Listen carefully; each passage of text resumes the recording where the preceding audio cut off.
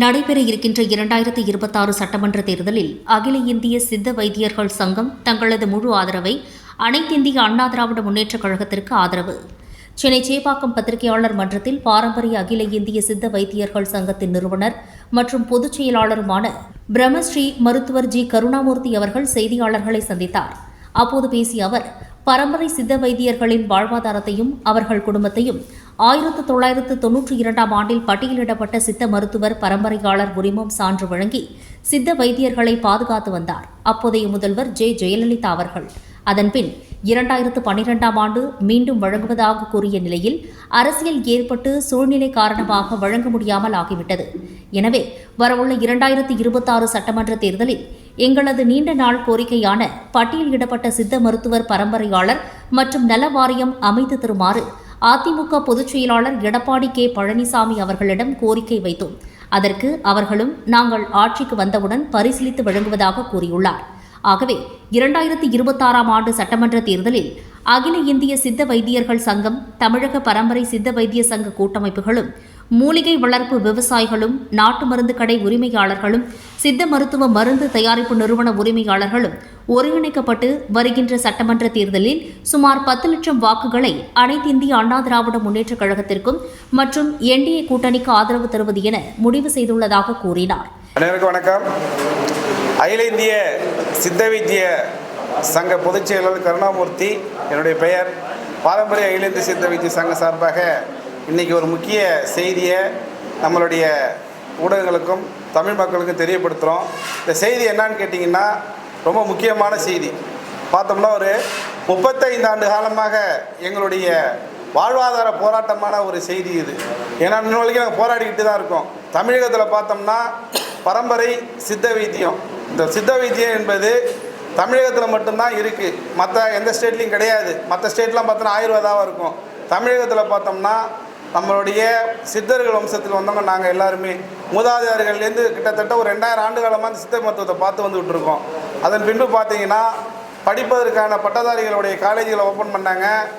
92 வரைக்கும் அவங்கள வச்சு பல சர்டிஃபிகேட்லாம் எங்களுக்கு கொடுத்துட்டு இருந்தாங்க. அதுக்கப்புறம் பார்த்தீங்கன்னா 92 பார்த்தீங்கன்னா தரவே இல்லை. அந்த சர்டிஃபிகேட் பார்த்தீங்கன்னா இஎஸ்எம்பி என்ற சான்றிதழை மறைந்த முன்னாள் முதல்வர் அம்மா அவர்கள் 1992 வழங்கினாங்க. அதன் பின்பு இது நாள் வரைக்கும் எங்களுக்கு எந்த விதமான சான்றிதழும் எந்த அரசாங்கமும் வழங்கவில்லை. மத்திய அரசாங்கமாகட்டும் மாநில அரசாங்கமாகட்டும் ரெண்டுமே வழங்கவே இல்லை எங்களுக்கு. நாங்கள் அதனால் நீண்ட நாள் கோரிக்கையாக அதை போராடிட்டு வந்தோம். போராடிட்டு வந்தனுடைய விதிப்பயனாக நிறைய போராட்டங்கள், கொஞ்சம் நெஞ்சமல்ல, எல்லா இயக்கங்களும் போராடிக்கிட்டே தான் இருக்கிறாங்க தமிழகத்தில். எங்களுடைய போராட்டத்துக்கு எந்த அரசாங்கம் தலை சாய்க்கவே இல்லை. நாங்கள் தலை சாய்க்காதனால இந்த 2026 சட்டமன்ற தேர்தல் வருது. இந்த சட்டமன்ற தேர்தலில் யாருக்கு வாக்களிக்கலாம் அப்படின்னு சொல்லிட்டு நாங்களாம் கலந்து ஆலோசித்தோம். எங்களுடைய ஓட்டுகள் பார்த்தீங்கன்னா தமிழகத்தில் ஒரு 20,000 குடும்பங்கள் இருக்கிறோம். இந்த 20,000 குடும்பங்களும் ஒருங்கிணைக்கப்பட்டு ஆலோசித்தோம்.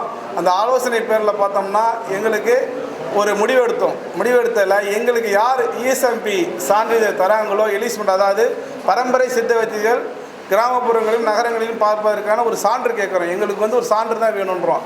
அந்த சான்று யார் தராங்கன்னு கேட்டு எந்த அரசாங்கம் தருதோ அவங்கள ஆதரவு தெரிவிக்கலான்னு நாங்கள் ஒரு முடிவெடுத்து அதன் பின்பு போன மாதம் 4ஆம் தேதி அனைத்து இந்திய அண்ணா திராவிட முன்னேற்ற கழக தலைவர் எடப்பாடி பழனிசாமி ஐயா அவர் பார்த்தோம். அவங்கள பார்த்து கேட்கும்போது இந்தமாரி நாங்கள் ஒரு கோரிக்கை வச்சோம் அவங்கள்ட்ட. இந்தமாரி எங்களுக்கு இஎஸ்எம்பி சான்று தந்தீங்கன்னா நாங்கள் உங்களுக்கு ஆதரவு தெரிவிக்கிறோம் அப்படின்னு சொன்னோம். அவங்க என்ன சொன்னாங்க, இதை பரிசீலித்து நான் உங்களுக்கு தருவதற்காக ஏற்பாடு செய்கிறோம் அப்படின்னு சொன்னாங்க. இதோட விளக்கத்தை சொன்னோம். 1992 மறைந்த முதல்வர் கொடுத்தாங்க. அதன் பின்பு இது யாரும் தரவே இல்லை எங்களுக்கு, அதனால் வரைக்கும் இது கிடப்பில் தான் கிடக்கும் அப்படின்னு சொன்னோம்.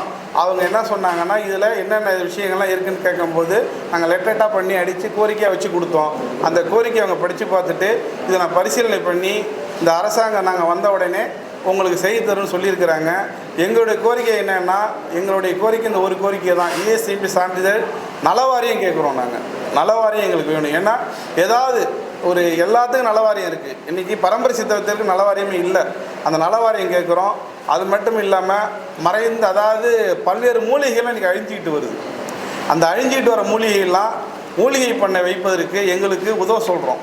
அதாவது லோனு, ஏதாவது பரிசு நிலங்கள்லாம் கவர்மெண்ட் மூலியமாக இருக்கிற புறம்போக்கு நிலத்தெல்லாம் எங்களுக்கு கொஞ்சம் கொடுத்தாங்கன்னா அந்த நிலத்தை நாங்கள் பயிர் செய்து சித்த மருத்துவத்தை மீண்டும் மீண்டும் வளர்த்து கொண்டு வருவோம். அது மட்டும் இல்லாமல் இன்னும் அரிய வகை மூலிகைகளை பாதுகாத்து வந்தால்தான் வரக்கூடிய காலங்களில் உங்களுக்கு ஒரு சிறப்பான இந்த சித்த மருத்துவத்தை வளர்க்க முடியும். இன்றைக்கி கொரோனா காலம் வந்துச்சு, பெருந்தொற்று காலத்தில். அப்போ பார்த்தோம்னா நம்மளுடைய கபசுர குடிநீரை பற்றி உங்களுக்கு தெரிஞ்சிருக்கும். அப்போ எவ்வளோ பேர்களை காப்பாற்றிச்சு உயிர்களை. அதுக்கு முக்கிய காரணம் அப்போ தான் சித்தாவே வெளில தெரிஞ்சுது எல்லாருக்குமே. இந்த சித்த மருத்துவத்தில் எல்லா நோய்க்கும் மருந்து இருக்குது, நோய்க்கு இல்லாத மருந்தே கிடையாது. அப்பேற்பட்ட சித்த மருத்துவம் இதை ரொம்ப அறிவுபூர்வமாக செய்யக்கூடிய கிராமப்புற வைத்தியர்கள். அந்த கிராமப்புற வைத்தியர்களை எங்களை யாரும் கண்டுக்கிறதும் கிடையாது, எந்த அரசாங்கமும் எங்களை கண்டுக்கலை, அப்படியே விட்டுட்டாங்க. இன்றைக்கி நாளுடைய நாளில் குறைஞ்சிக்கிட்டே வராங்க. இது யாருக்கு நஷ்டம்னு கேட்டிங்கன்னா அரசாங்கத்துக்கோ மற்றவங்களும் கிடையாது, நம்மளுடைய தமிழக மக்களுக்கும் உலகத்தில் இருக்க அத்தனை மக்கள் தான் நஷ்டம். ஏன்னா இன்றைக்கி அரிய வகை மூலிகைகளை கொண்டு இன்றைக்கி வைத்தியம் பார்ப்பதில் வல்லமை புரிந்தவர்கள் யாருன்னு கேட்டால் பரம்பரை சித்த வைத்தியர்கள். அதுக்காக தான் நாங்கள் சொல்லிகிட்டு இருக்கோம், எங்களை எப்படியாவது ஒரு வாழ்வாதாரத்தை மீட்டு கொடுங்க, எங்களுடைய சான்றிதழை திருப்பி கொடுங்க, இஎஸ்எம்பி நிறுத்தி வைக்கப்பட்ட அந்த இஎஸ்எம்பி சான்றை திருப்பி கொடுங்கன்னு கேட்குறோம். எங்களுக்கு தந்தால் ரொம்ப நல்லாயிருக்கும். அதை இந்த அதிமுக அரசு கூட்டணியில் என்ன சொல்லியிருக்காங்கன்னா, நாங்கள் ஆட்சிக்கு வந்தால் உங்களுக்கு இஎஸ்எம்பி சான்றை நாங்கள் தரத்துக்கு ஏற்பாடு செய்யணும்னு சொல்லியிருக்கிறாங்க. நாங்கள் அதனால் என்ன செஞ்சுருக்கோம், முடிவு அதிமுக அரசுக்கு ஆதரவு தெரிவிக்கலான்னு ஒரு முடிவு எடுத்து, அதனால் இந்த 2026 தேர்தலில் அதிமுக அரசு கூட்டணிக்கு ஆதரவு தெரிவிக்கிறோம். தமிழகத்தில் பார்த்தீங்கன்னா எங்கள் இயக்கத்தில் பார்த்தீங்கன்னா சித்த மருத்துவர்கள் இருக்கிறோம். அது மட்டும் இல்லாமல் மூலிகை விவசாயம் செய்கிறவங்க இருக்காங்க, நாட்டு மருந்து கடைக்காரங்க இருக்காங்க. இவெல்லாம் கூட்டி கழிச்சு பார்த்தோன்னா ஒரு 10 லட்சம் பேராவது வருவோம். 10 லட்சம் பேர் இருக்கும். எங்களுக்கு உதவுவதற்கு 10 லட்சம் பேருக்கு மேலே இருக்காங்க, பொதுமக்கள் இருக்காங்க, நீங்கள் இருக்கீங்க. ஏன்னா சித்த மருத்துவம் அன்றைக்கி இந்த அளவுக்கு வளர்ந்து வருதுன்னா அதுக்கு காரணமே நீங்கள் தான். அன்றைக்கி அப்படி இருக்கும்போது எங்கள் எல்லாருமே ஆதரவு தான். இந்த 10 லட்சம் வாக்கினை எங்களுக்கு இந்த சான்று வழங்கி கொடுக்கும்போது நாங்கள் அதை அனைத்திரோட முன்னேற்ற கூட்டணிக்கு வழங்க தயாராக இருக்கிறோம்.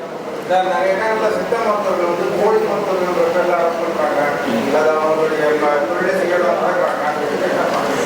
இப்போ பார்த்தீங்கன்னா சார், நிறைய இடத்துல நடக்கிறது காரணம் என்னன்னு கேட்டிங்கன்னா, அங்கே தாழ்வு மனப்பான்மை தான்.